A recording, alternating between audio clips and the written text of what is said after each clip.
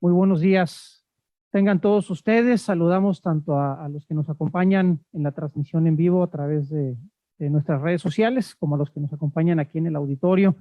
Es un honor para nosotros, en el marco del 60 aniversario, tener este panel internacional, Rutas para conformar universidades relevantes en la pospandemia.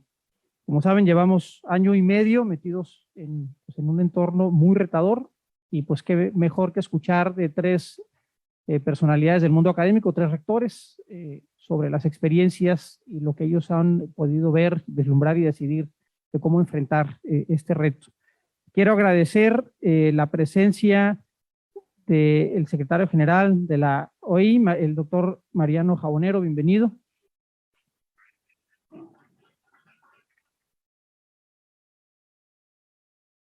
También quiero agradecer la presencia de dos de nuestras empresas forjadoras de la educación, Medtronic y Safariland. Bienvenidos.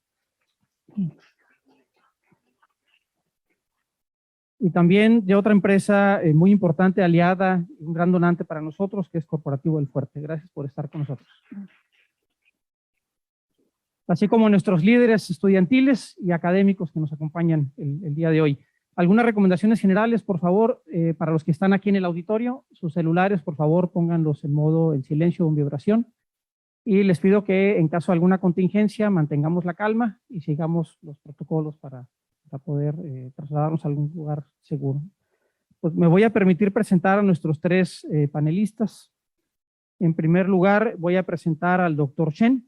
El doctor Chen, él nació en China. Él ha sido un firme creyente del aprendizaje a lo largo de la vida. La carrera académica o vinculada con educación del doctor Chen ha durado más de 35 años. Él es el fundador y actualmente presidente del consejo de SIAS University. También fue su rector y actualmente es miembro del consejo de la Asociación de Universidades de Asia en el Pacífico.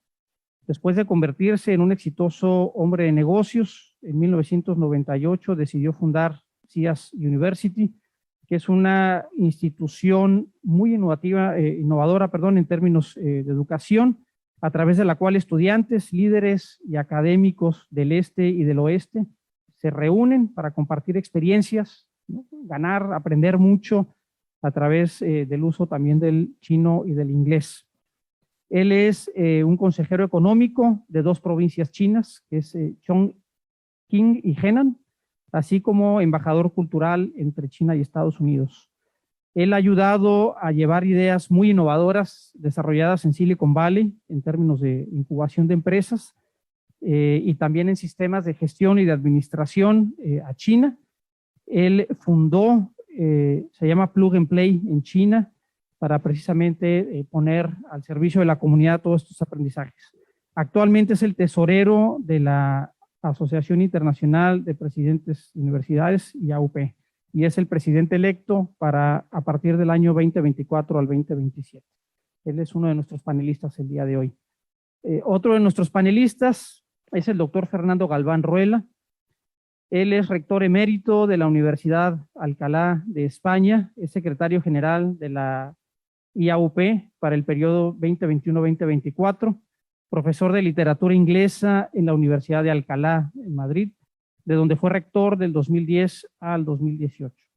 Entre 1996 y 2002 presidió la Asociación Española de Estudios Angloamericanos, AEDEAN, y durante 2007 y 2013 fue presidente de la Sociedad Europea de Estudios de Inglés. Ha sido nombrado doctor honoris causa por varias universidades en el mundo, por la Universidad de Glasgow, por la Universidad Nacional Autónoma de Nicaragua, por la Universidad del Espíritu Santo de Paraguay, por la Universidad de San Sebastián en Chile, por la Universidad Nacional de Estudios Políticos de Administración Pública en Rumania, por la Universidad del Cáucaso en Georgia y la Universidad Occidental Timisoara en Rumania. También es miembro honorario de la Asociación Nacional de Historia y Geografía de la Universidad Nacional Autónoma de México, miembro de la Orden de Bernardo O'Higgins de Chile en la categoría de comendador y oficial honorario de la Orden del Imperio Británico, galardonado en el 2018 por la reina Isabel II por sus servicios a los lazos educativos del Reino Unido y España. Pues bienvenido, doctor Fernando. Y nos acompaña nuestro rector, el doctor Fernando León García. Él entró en funciones como rector del sistema CETIS Universidad el 1 de enero del 2010. Es egresado de CETIS Universidad de Ingeniería Industrial y de Preparatoria. Cuenta con una maestría en educación con especialización en desarrollo educativo internacional y un doctorado en educación con concentración en administración y política educativa por Stanford University. En su trayectoria profesional destaca el fungir como vicerrector académico del CETIS Universidad, vicerrector académico del área internacional de University of Phoenix, Apollo International, y a la vez vicerrector ejecutivo para asuntos académicos, corrector en funciones y rector de la División Internacional de City University of Seattle, con responsabilidad de programas y extensiones en Eslovaquia, Grecia, Bulgaria, la República Checa, Rumania, Suiza, China, México, Canadá y Australia. El doctor León es miembro de distintos organismos como CONAEC, la American Council of Education, ACE, de FIMPES, de la Hispanic Association of Colleges and Universities, del comité ejecutivo de la International Association of University Presidents, de la cual a partir de este verano 2021 es el presidente de esta asociación. Pues bienvenido, doctor León, le cedemos la palabra para arrancar con el panel. Muy bien, muchas gracias, Eberto, y de nuevo, bienvenidas y bienvenidos a lo que es la continuación de los festejos y celebración del 60 aniversario de CETIS Universidad. El evento de hoy lo que pretende es continuar la conversación, el conocer qué está pasando en diferentes ámbitos de la educación superior en el mundo, para que estemos mejor informados y a la hora de que busquemos pasar de la etapa actual a la etapa eventualmente pospandémica, las instituciones podamos responder con nuestro acometido de formar personas, de incidir en el desarrollo económico y comunitario de las distintas regiones. Y les comparto, el día de ayer tuvimos una magnífica conferencia de don Mariano Jabonero, quien encabeza la Organización de Estados Iberoamericanos, y nos presentó un panorama bastante amplio, con datos muy interesantes en cuanto a lo que ha estado ocurriendo, ¿verdad? En general y en el ámbito educativo. Desde que muchas gracias, don Mariano, por enriquecer este diálogo y además por compartir su sabiduría en lo que tengo entendido fue una sesión muy productiva que antecedió a esta reunión. Muchas gracias. Placer tenerlo y creo que don Fernando ya le manda muchos saludos allá desde España.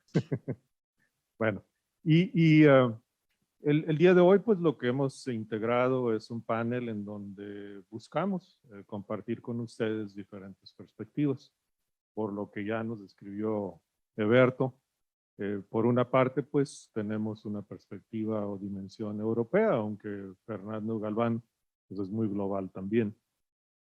Una perspectiva asiática o de China también, en el caso del doctor Chen. Así es de que vamos a tratar de buscar ver dónde hay convergencias y divergencias en lo que se ha estado viviendo. Además, les comparto, para quienes tengan interés, el día de mañana nos va a acompañar el doctor Carl Gibran, quien encabeza la Asociación de Universidades con enfoque a educación estilo estadounidense, que está en Europa, Medio Oriente y África como tal, pero además encabeza una institución en Francia muy innovadora. Así es de que vamos a tratar de enriquecer nuestro conocimiento y bagaje de experiencias para que a la vez también nuestros distintos públicos estén muy informados. Les agradezco la presencia, ¿verdad?, aquí a nuestras distinguidas empresas. Comparto que el domingo, justo antes de que iniciáramos el 60 aniversario, salió publicado un artículo en University World News. Les interesó mucho conocer cómo se daba el vínculo entre CETIS Universidad y las empresas multinacionales. Jessica, a ver si luego les podemos compartir, ¿verdad?, el artículo. Me disculpo con los demás, pero una de las empresas o iniciativas que llamó la atención es la maestría con Medtronic. ¿Sí? Así es de que por ahí está citado eso. Y en fin, yo creo que hay que hacerles extensivo, ¿verdad? Lo que aparentemente en otras latitudes y otros ámbitos suena interesante. Pero en fin, procedamos a la sesión de hoy y nos hemos organizado de la siguiente manera. Yo creo que en la pandemia nos hemos concientizado más de las convergencias, pero también de las divergencias. Y a veces es un reto simplemente conectarnos con diferentes horarios. En el caso del doctor Sean Chen, para él, si estuviera en vivo, sería la 1 de la mañana. Así es de que lo que hemos hecho es la primera intervención, es una grabación que ha hecho el doctor Chen y que nos envió en cuanto a cómo CIAS International University ha respondido a la pandemia, algunas innovaciones que han efectuado ellos. Y posterior a eso, el doctor Galván Reula y un servidor entraremos en una conversación sobre distintos puntos. ¿Sí? Así que si en cabina nos ayudan, les pediríamos que por favor monten el video del doctor Chen de CIAS International University. Adelante. In terms of a COVID-19 challenge, I would like to share with you how we keep teaching going, how to bring students back to campus, how we manage students' health on campus, how do we ensure the quality of education, and also maintain university revenue. This is definitely everyone's concern, and how to implement an international program and under such a pandemic. And this is a huge, big challenge, but we have to face it. The first priority we do is basically make sure our students are safe. That's how we create a track system. So students, and then every day they have to do self-check. Even today, even the coronavirus has been with us for over 2 years now, but then we still check students every day. Become a habit, and then from very simple mobile and then apps. So this part we understand and collect the data. You never know. And then because of this, we identify many students, even if they are sick, we can treat them, we can pay attention to them very quickly. Because of coronavirus, of course, and then we first were very immediately, when the last year and the spring semester, we immediately open up our online courses. We don't want to delay a minute for students to catch up study. We know, time passed, you never can gain the time back again, and as we don't want to waste anyone's life, so we put all courses online, and we did a lot of design, put a lot of investment and research for the best practice and the best platform for online teaching. And we even gave a lot of training, and then for our teachers as well.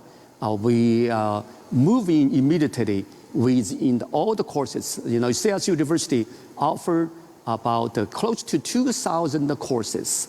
Now, of course, we are growing courses more because we are implementing our full credit system. But online courses, one of the big challenge is how we can assure that our quality of education. So we definitely immediately organize a special task force to inspect online classes every day, because all the online classes is recorded.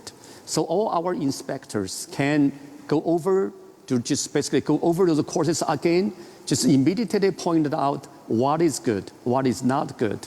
So we collect a lot of students' feedback, data, and then definitely do online and then training for our teachers how they can do a better online courses.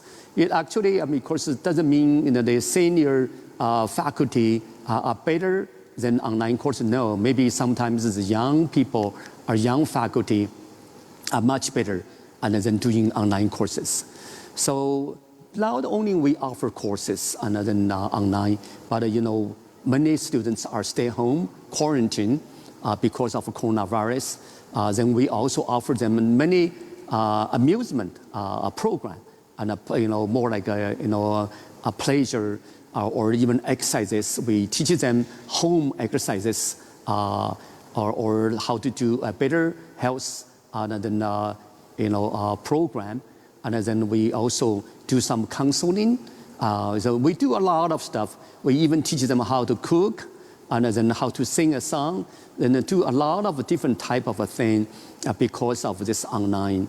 But we are trying hard to see how we can open up and for them, because it doesn't matter how good we do online, but the students always want to social, always want to meet their people, their friends. So, soon enough, it's about in later part of May, we immediately and then really put a lot of more work on to reopen the campus. We did many drills. We did a lot of changes and also clean. So we even how we gave more space for our students when they do classes and dining.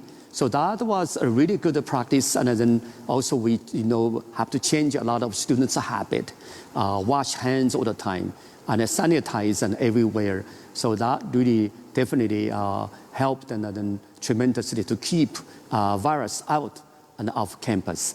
Of course, then overall, China was pretty safe. Last fall, we offered all our students the vaccine. Everybody must take 2 vaccines. We reached our 100%, and then to give a vaccine to our students. Even one day, first day, 26,000 students had a vaccine. So it was really big crowds, really something we do good. We also, and then when we have this online, because of coronavirus, we put a lot more blended learning over our courses. Because of that, we started to think, this coronavirus is really gonna affect our model of our future and learning and teaching. So that's how we design many new things for our students. So we put a lot of more technology and using technology to evaluate the students' learning outcome, to follow up the whole learning process, to really give early warning, also using AI to tutoring the students. So we use a lot of different type of individualized learning. For instance, we also introduced robot machine to teach and then to tutoring students English and many other subjects. So this is really something, of course, we have done, doing really good. Keep on going, and then we just like I said, we implement our full credit system. Because of coronavirus, we definitely started to change a lot of our curriculum, see how we can, because of this impact, and how we can do better to serve students, to teach students.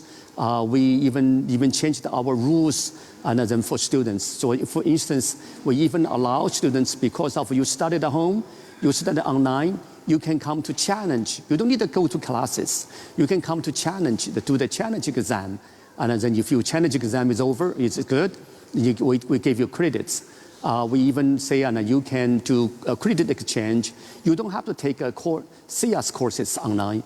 You can take courses anywhere in the world, then transfer their credit to us. We also, because of this model, we allow students to work and study. You can work during the daytime. You can take an evening classes, because all the courses are recorded.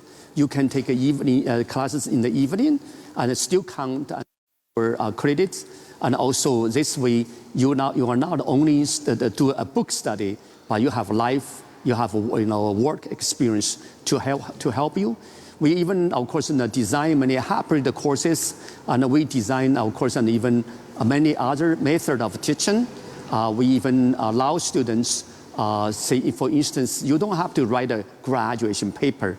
If you have filed a patent, if you are then managing, and then, or if you build a startup, that all build a company, that of course all count as your as your graduation. So because of this pandemic, we changed a lot of our practice. Even we move on, for the future.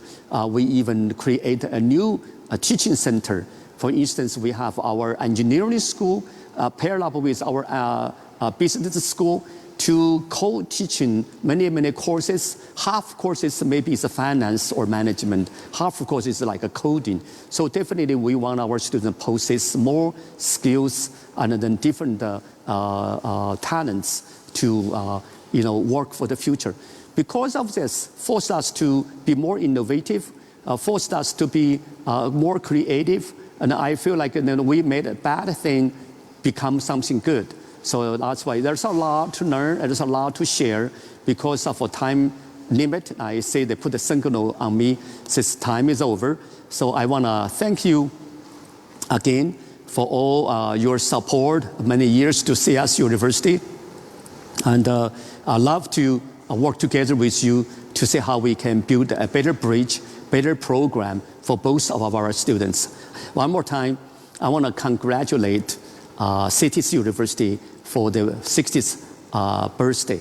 Definitely looking forward to more work together. Thank you. Bueno, por supuesto, aquí don Eberto luego hará algunos comentarios, pero nada más parafraseando, ¿verdad? Lo que escuchamos es que en el caso del doctor John Chen y CS International University, al igual que muchas universidades, tuvo que rápidamente adecuar, pensar en la seguridad del estudiantado y de su personal, implementar medidas rápidas para que pudiera haber restauración y continuidad de lo que son los cursos, ¿verdad? Y la labor educativa, pero en el proceso ir probando aspectos innovadores que dadas las circunstancias permitiera avanzar, ¿no? Algunos aspectos son el que, por ejemplo, independientemente del curso que tomaran o no en CIAS, que lo que importaba era el dominio del conocimiento, o lo que dirían en la evaluación del aprendizaje, ¿no? Como tal. La utilización de inteligencia artificial para tutoría y otros aspectos.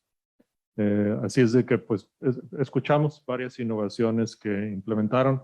No es una universidad chica, aunque dijo 26,000, realmente tiene más de 30,000 alumnos, ¿sí? Una institución que aunque está ubicada en China, tiene muchos elementos que la colocan, ¿verdad? Como cualquier universidad distintiva en cualquier parte del mundo. Pero en fin, yo creo que aquí lo importante es de que tuvo que reaccionar en lo que era una etapa de emergencia, está definitivamente en una etapa de transición y seguramente con todas las innovaciones que compartió el doctor Chen está muy bien posicionado para la etapa de la pospandemia, ¿no? Que algunos dirían es de retos, de cambios y de transformación. En fin, pero yo creo que para continuar ahora el diálogo, pues procederíamos a intercambiar algunas preguntas, reflexiones e ideas con el doctor Fernando Galván Reula, que nos acompaña a tiempo real desde España, y en donde la primera de tres reflexiones sería, doctor Galván, en torno a los retos principales. Creo que hemos tenido bastante sobre lo cual reflexionar. A finales de julio, de hecho, hubo una conferencia trienal, tuvimos a más de 400 rectoras y rectores, 40 países, 5 continentes, y el rapporteur, o quien dio el reportaje final, ¿verdad? Y resumen como tal, pues fue el doctor Galván. Así es de que tiene mucho sobre lo cual comentar, pero empecemos por eso. A la hora de la hora, ¿cuáles son los principales retos que emergen a la superficie Por un lado, de lo que todavía estamos viviendo, que es la pandemia, y algunos de la pospandemia, ¿no? Y luego vamos a nos vamos a enfocar a 3 aspectos muy particulares, ¿no? Pero en lo general, ¿cuáles retos se vienen a la mente, doctor Galván, desde su óptica? Bueno, yo diría que, bueno, en primer lugar, muy buenos días a todos, y contesto tu pregunta, rector. Yo diría que hay al menos media docena de aspectos que voy a enunciar y que seguramente luego de algunos de ellos podemos hablar con un poco más de detalle. Se me ocurre, uno de los principales, desde luego, es el que tiene que ver con la inclusión, es decir, con la inequidad social, el acceso a los estudios universitarios, todas las cuestiones que tienen que ver con la responsabilidad social de la universidad. Yo creo que se han visto más acrecentadas durante la pandemia por motivos evidentes, si hace falta luego los podemos comentar, pero que va a ser desde luego un reto de cara al futuro, de una manera muy clara. Ese sería un primer punto. Un segundo punto, yo diría que obviamente, y lo estamos viviendo en esta sesión de hoy, la relación entre la tecnología y la educación. Es verdad que teníamos tecnología antes de la pandemia, claro que la teníamos, pero no la usábamos como la hemos usado y como previsiblemente la usaremos en el futuro. Entonces, todas las cuestiones que tienen que ver con las aplicaciones tecnológicas al proceso educativo de enseñanza-aprendizaje, yo creo que es otra de las cuestiones centrales. Se me ocurre que la otra, evidentemente, es la internacionalización. Ese fenómeno que en los últimos años veníamos llamando de internacionalización en casa, es decir, favorecer que aún para aquellos estudiantes que no tienen normalmente recursos económicos para desplazarse a otros países, tener experiencias educativas en otras instituciones internacionales, que las pudieran tener en su propia universidad. Eso se ha reforzado con la pandemia. Yo creo que es una de los aspectos positivos de la pandemia, que hay alguno, hay muchos que son negativos sin duda, pero este me parece que se ha reforzado y que está llamado a permanecer en el futuro. Bueno, un cuarto elemento diría que es relacionado con lo que es el concepto de aprendizaje global, es decir, aprendizaje que se hace a un nivel internacional, que se hace para colaborar con instituciones de todo el mundo y para dar a nuestros estudiantes una formación a ese nivel, a un nivel internacional.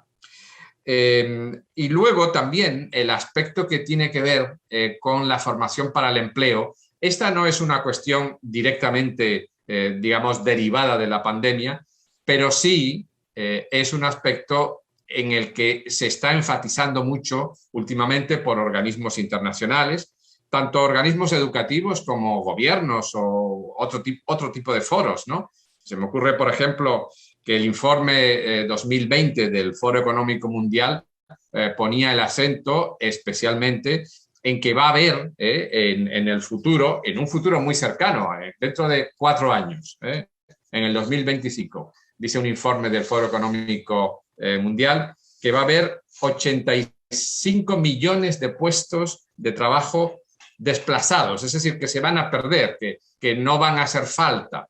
Y sin embargo va a haber en torno a casi 100 millones de nuevos roles de empleo, es decir, nuevas orientaciones que tienen que tener empleo. Claro, ese es un gran reto para las universidades, cómo formar para el año 2025 y evidentemente para los años siguientes, muchos nuevos egresados que tengan la formación necesaria para asumir esos puestos de trabajo nuevos que hoy no existen. Tiene mucho que ver, ya digo que, por ejemplo, lanzó en el mes de mayo, me parece recordar, abril o mayo de este año, 2021, un proyecto de ley que está ahora en el Parlamento, se está discutiendo, que se llama, en inglés se llama Skills and Post-16 Education Bill, o sea, proyecto de ley de habilidades y educación post-16, o sea, después de los 16 años, y que tiene una orientación clarísima al empleo. Hasta el punto, dice el proyecto de ley, vamos a ver en qué acaba, porque es un proyecto de ley que ya digo que ahora está en trámite parlamentario, pero hasta el punto de que da competencias al secretario de Educación para intervenir en aquellas universidades que no tienen un enfoque claramente orientado al empleo local. Yo creo que esta es una cuestión muy interesante que seguramente podemos debatir después, ¿no? Bueno, eso es una cuestión, o sea, lo del empleo. Y el sexto punto que quería enunciar, y lo dejaría aquí para seguir y darte la palabra de nuevo a ti, es el aprendizaje a lo largo de la vida. Es decir, esta es una cuestión que llevamos años y años oyendo en todos los foros educativos, pero que se ha agudizado en los últimos años también y que yo creo que la pandemia lo ha puesto también más de manifiesto. Es decir, el lifelong learning, que dicen en inglés, es fundamental. En el Espacio Europeo de Educación Superior, precisamente el año pasado, hubo una presentación en Roma, es un documento que se llama Principles and Guidelines to Strengthen the Social Dimension of Higher Education in the European Higher Education Area, en que precisamente lo que viene a concluir, lo leo, una frase, dice: la participación en la educación superior tiene que ser una opción a lo largo de la vida, incluyendo a los adultos que deciden regresar o entrar a la educación superior en etapas posteriores de sus vidas. Una aproximación inclusiva requiere implicar a comunidades más amplias, a las instituciones de educación superior y a otros grupos de actores para co-crear vías de acceso a la educación superior. Es decir, esta de la formación a lo largo de la vida, con otras instituciones, con sectores sociales, etcétera, es una cuestión también esencial. Esos son los 6 puntos, rector, que quería comentar así de inicio, y ahora tú nos vas diciendo los temas concretos que quieres abordar. Sí, no, unos comentarios y luego unas reflexiones adicionales para ver si tienes alguna observación al respecto, ¿no? Uno, respecto a la cuestión del trabajo, hay quienes dicen que hay que ver the work of the future and the future of work, ¿sí? Muy importante, porque esto está cambiando. Está cambiando el trabajo, está cambiando el ambiente en el que esto ocurre, y las universidades necesitamos ser más dinámicas para poder detectar eso e incorporar al proceso de aprendizaje y formación aquellas habilidades y destrezas que se requieren. La contraparte, por supuesto, es de que no se nos olvide que tenemos una misión formadora de personas, y en ese sentido, pues hay un balance que hay que buscar. En la semana pasada que estuve en Santiago de Compostela, era uno de los debates que tenían los rectores magníficos, ¿no? Actuales y ex de Santiago de Compostela, en donde si hablábamos de técnica, de la cuestión laboral y de la formación de la persona, no era uno en vez de otro. Hay que recordar que es un balance entre los dos, ¿no? Entonces, es un comentario. Lo otro es de que otros expertos, como Paul LeBlanc, recuerda su intervención, ¿verdad?, en la trienal, él hablaba de que teníamos que ser más asertivos, más enfocados a lo que las universidades decidieran hacer, ¿no? Él le llama laser focus, ¿no? Es decir, más responsivos en tiempos, en reestructuración, en su caso, de la currícula, para que entonces esto pudiera lograr que el alumnado esté más en sintonía con esas condiciones cambiantes como tal. Y luego sobre lo de aprendizaje para la vida, ¿no? En cierta medida, y con un ambiente tan volátil y cambiante, recordar lo que nos decía Pankaj Mittal de la India. Ella hablaba del Academic Bank Credit. Y lo que es muy interesante es ver cómo hasta ahorita pensamos en función de una unidad de análisis, y es nuestra universidad y nuestra currícula. Pero lo que ya está ocurriendo, tomando algunos de los conceptos que señalaba Sean Chen de China, es de que crecientemente vamos a tener alumnado, alumnas, alumnos, que quizás tengan créditos y experiencias de múltiples instituciones, y en donde las universidades vamos a tener que ver la manera de reconocer esas experiencias, esos conocimientos, porque será una combinación de todo ese bagaje el que lleve en el futuro a definir el equivalente a un título universitario. Por ahí. Hago una pausa nada más para ver si tienes algún comentario sobre esto, para luego pasar y hacer un zoom in, ¿verdad?, a otros temas. Sí, sí, sin duda. Yo soy una persona de humanidades, como se me ha presentado, y desde luego muy sensible a la cuestión que has suscitado al principio, ¿no? Que has hablado, has dicho que hay que dar formación al margen del empleo, o no al margen, junto a la formación para el empleo. Hay que pensar que la universidad, y en esto sí que me gustaría insistir, tiene una misión que cumplir, y es la misión de formar ciudadanos que sean cada vez más justos, porque la sociedad a la que aspiramos todos, me parece, es tener una sociedad más justa y más sostenible desde todos los puntos de vista, el medioambiental también. Entonces, desde ese punto de vista, no podemos olvidar que la universidad no puede ser solo una fábrica de profesionales. Ahora bien, hay que, como estabas diciendo, buscar un equilibrio, una armonización entre esos dos polos, ¿no? Y desde luego algunas de las cuestiones que has comentado van en esa línea, es decir, no podemos olvidar dar una formación fundamental, pero al mismo tiempo tenemos que estar preparados para innovar, para flexibilizar los currícula, para adaptarnos a las demandas sociales, porque si no, como has recordado las palabras del rector Leblanc, nos volveremos irrelevantes. Y si las universidades se vuelven irrelevantes, pues ya se acabaron las universidades, porque los estudiantes potenciales van a buscar otro camino, van a buscar otra institución que les forme para aquello que necesitan. Es decir, lo que no podemos olvidar es que las dos funciones de la universidad, lo de formación de ciudadanos justos, responsables, etcétera, es fundamental, pero tampoco podemos olvidar que la universidad tiene que adaptarse a los tiempos y tiene que responder a las necesidades sociales, ¿no? Eso me parece que es fundamental. Y hay elementos, es decir, se ha hablado mucho de que la universidad tiene que preparar para gestionar los conflictos, y es verdad, es decir, y hay conflictos que hoy ni siquiera nos imaginamos. Sabes que todos sabemos que hace años no nos planteábamos el reto del ambiente, ¿no? del ecocidio que se está produciendo. Hoy no podemos ignorar eso, es decir, no podemos formar estudiantes graduados en nuestras universidades que no sean socialmente responsables para evitar el deterioro del planeta. Esa es una cuestión fundamental.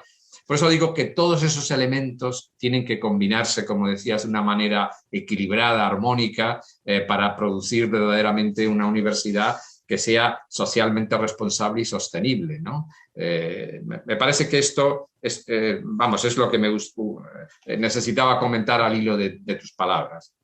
Sí, muy bien. Yo creo que hay algo en lo que algunas instituciones estaban muy bien preparadas. Don Mariano, por ejemplo, la UOC. La UOC tiene años ya, la oferta de Cataluña, trabajando en lo que es el acompañamiento.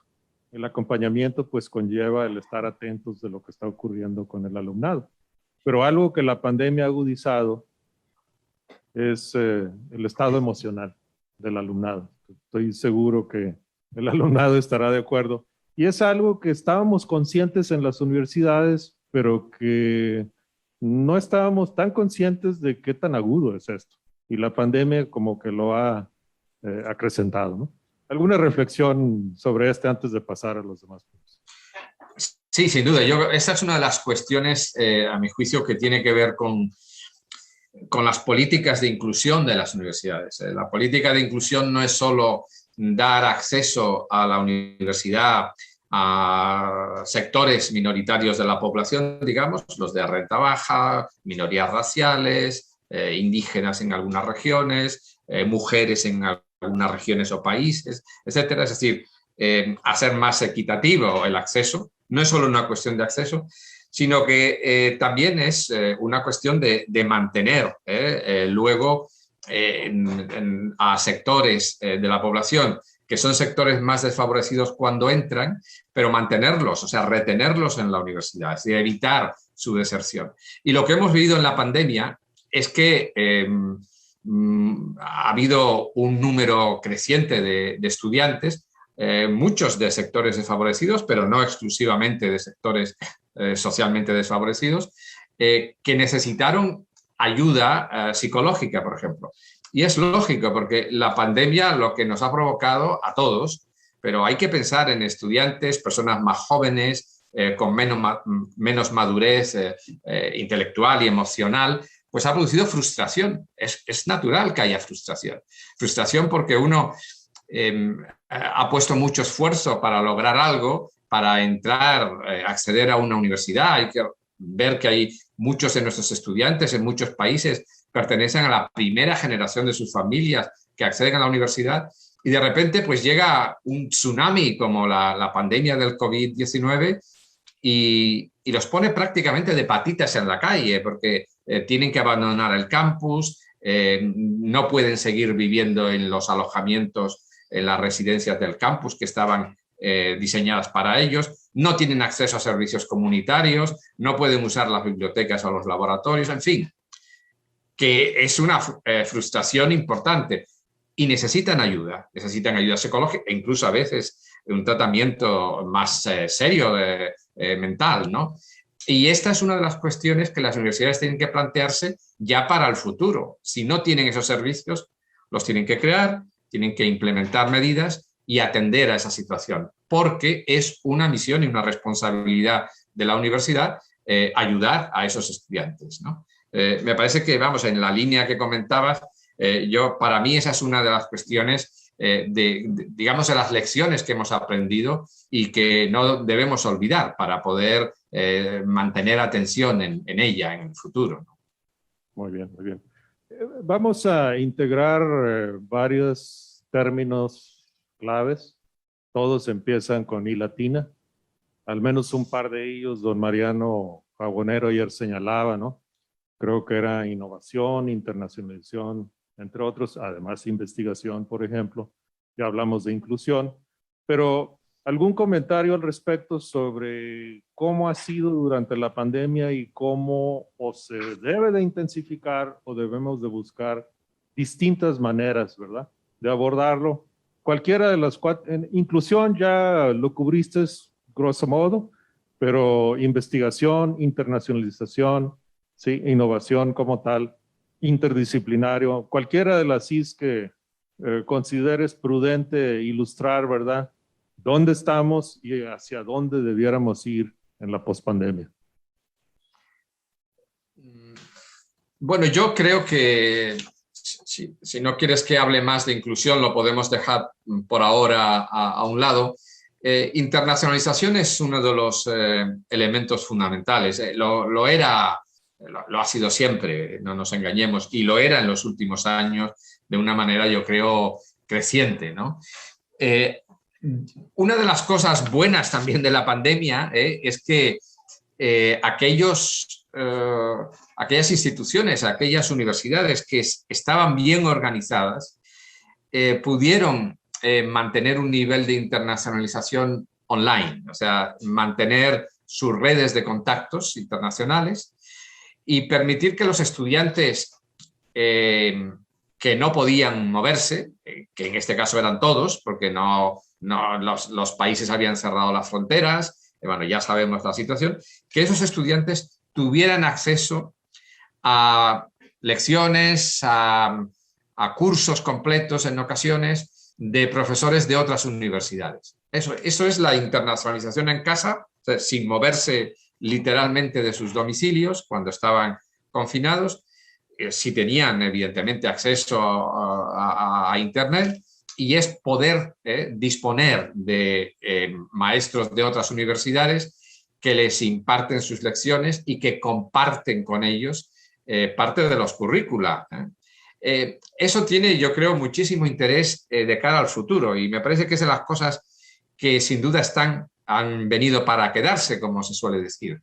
¿Por qué? Porque va a permitir que las universidades, a través de sus redes, ¿no?, de cooperación internacional, monten cursos, pueden ser las microcredenciales, los microcréditos, puede ser, lo comentabas antes, el banco de créditos académicos, es decir, un instrumento. Todo eso, cada universidad lo va a montar, lo va a desarrollar como estime, con la ayuda de sus partners internacionales, de los socios que tengan sus alianzas, y va a permitir una verdadera internacionalización de las currícula, porque, claro, hay que tener en cuenta que no cuesta gran cosa si se diseña bien, que cualquier tipo de curso en cualquier disciplina sea impartido por profesores de 3, 4, 5 universidades en el mundo, bien coordinado, con un apoyo, evidentemente, de tutores locales, etcétera,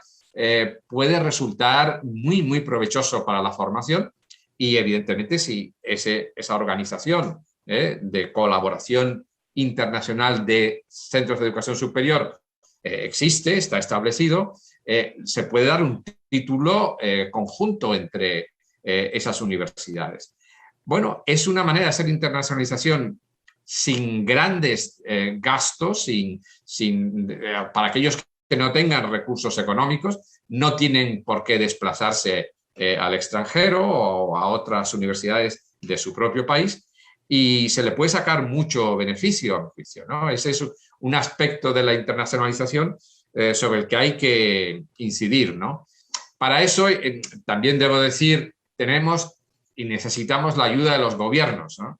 Y ya que está nuestro amigo Mariano Jabonero en el auditorio, y aprovecho para saludarlo personalmente, la Organización de Estados Iberoamericanos, desde luego, a mi juicio, puede ayudar a que los países de nuestro entorno, o sea, lo que es Iberoamérica, que los gobiernos sean más proactivos.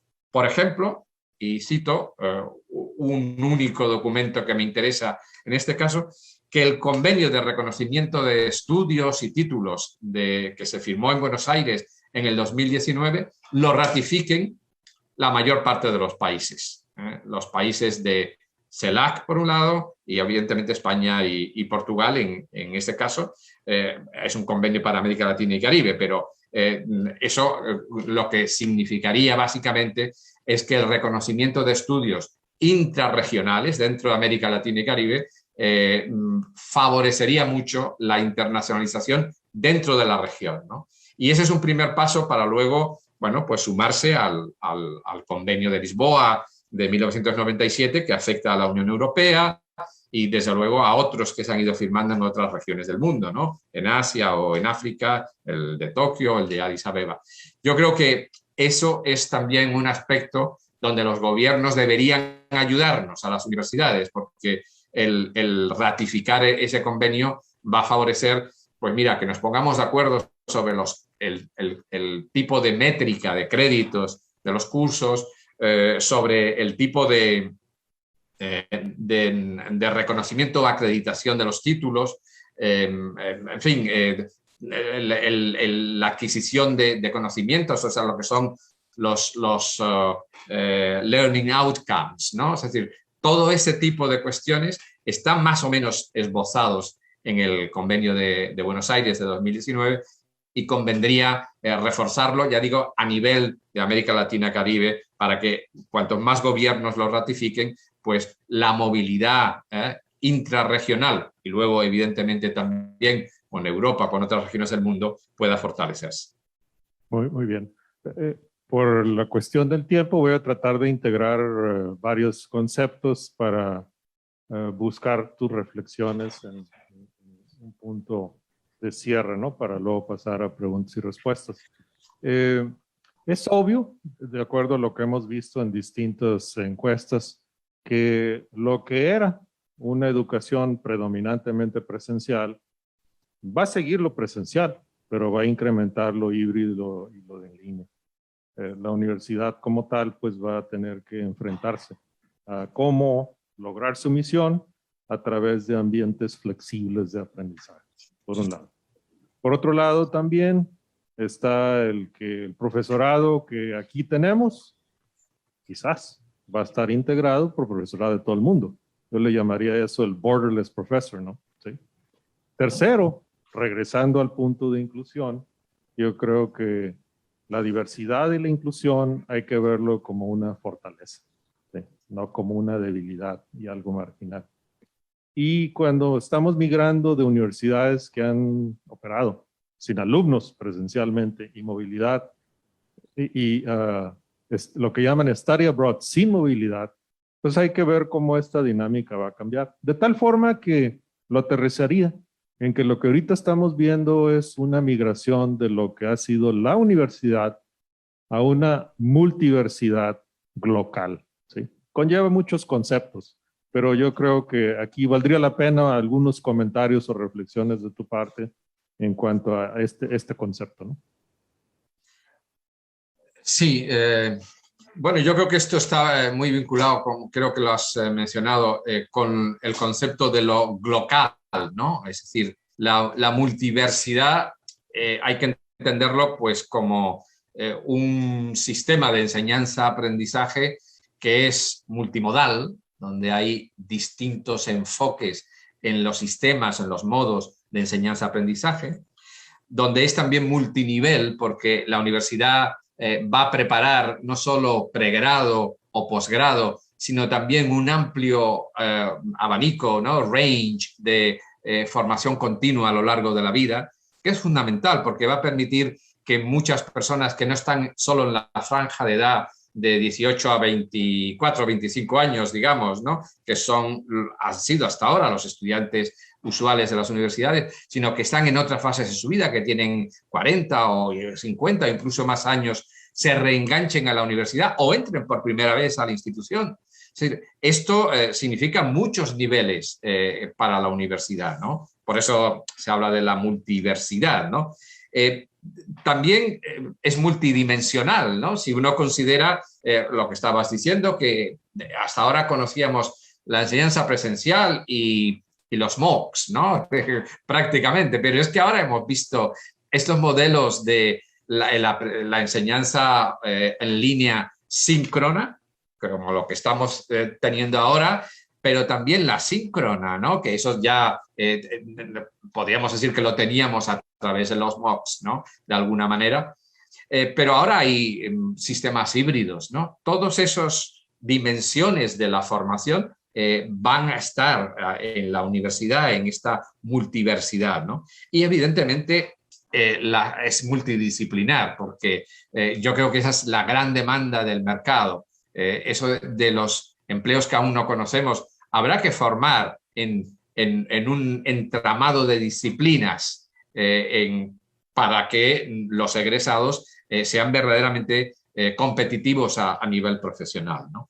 Y pues lo mismo habría que decir de multiinstitucional o multiorganizacional.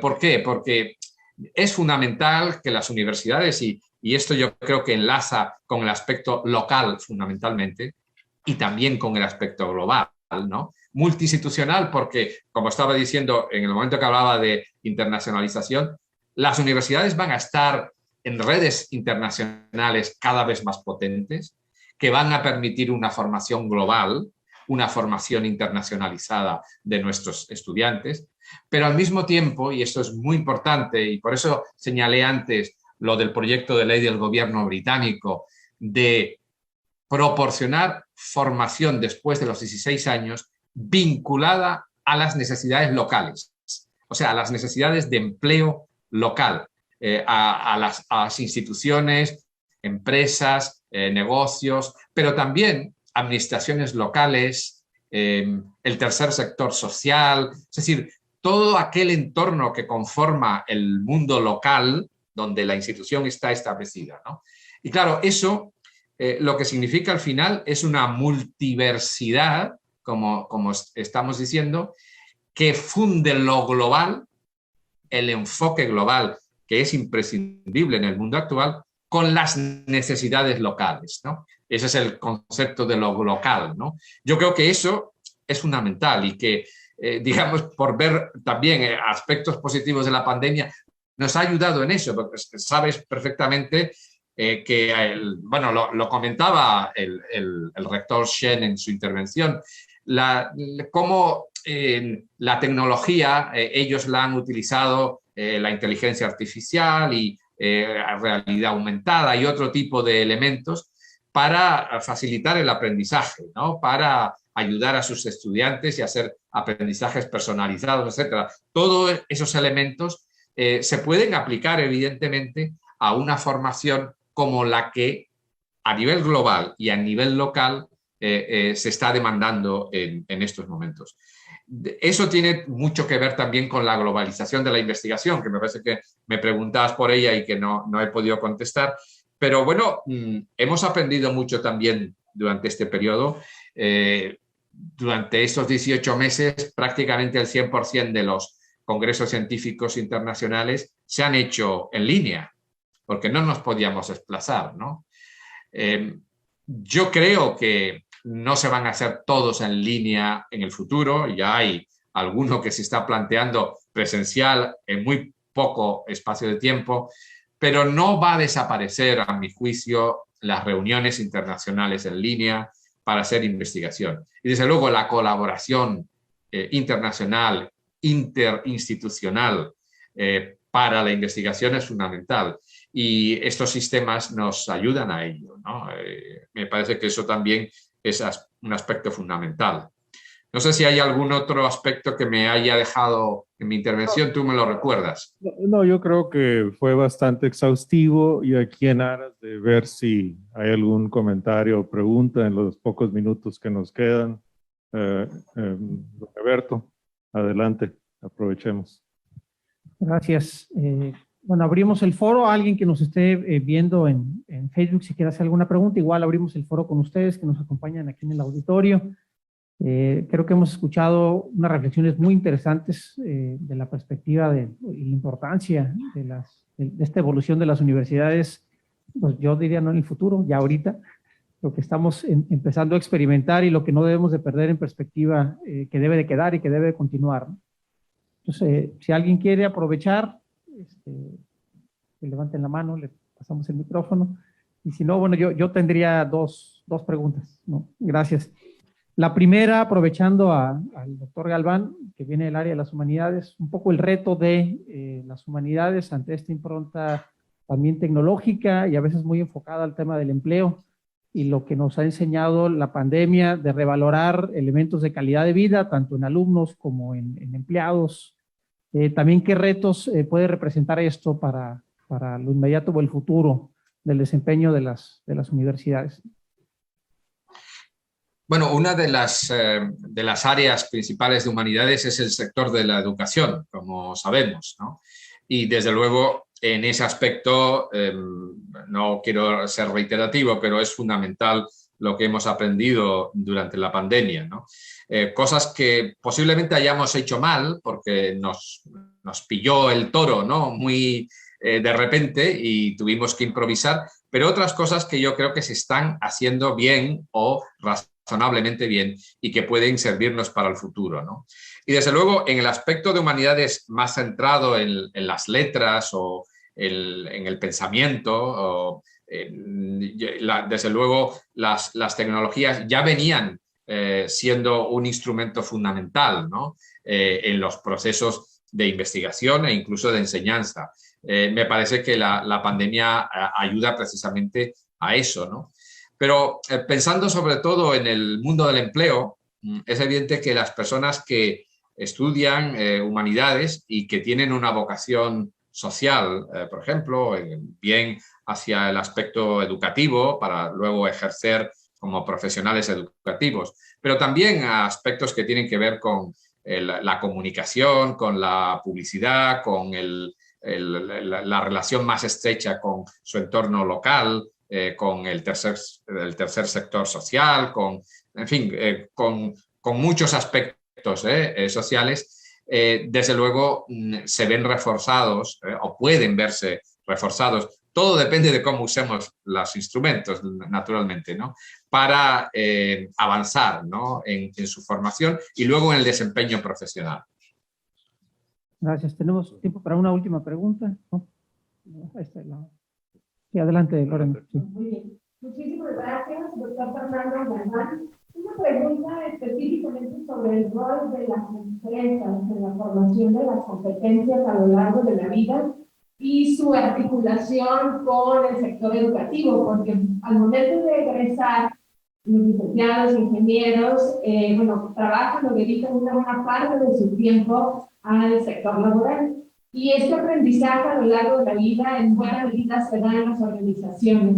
¿Qué articulación, cuál es su sugerencia en cuanto al rol de las empresas en este trabajo de articulación y vinculación con las universidades?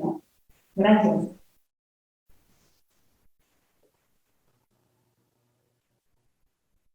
¿Quieren que intervenga? Contesta Fernando.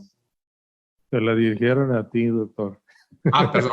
Pues nada. Yo no puedo contestar, pero eso te la dirigieron a ti. No, es que como la primera parte no la podía escuchar, no la escuché bien, pero luego era sobre el papel de las empresas, eso sí lo escuché bien luego. Bueno, tiene mucho que ver con lo que estaba diciendo, a mi juicio, ¿no? Y es la necesidad de que las universidades no solo se impliquen en redes internacionales con otras universidades, sino que se impliquen directamente con el sector social en el que están localizadas. Bueno, ya hay, esto lo estábamos haciendo, yo creo que todas las universidades en determinados ámbitos, ¿no? Y uno de los más interesantes es el de los doctorados industriales, ¿no? Cómo hacer que la industria esté interesada en las universidades porque le proporcionas no solo mano de obra, sino también innovación.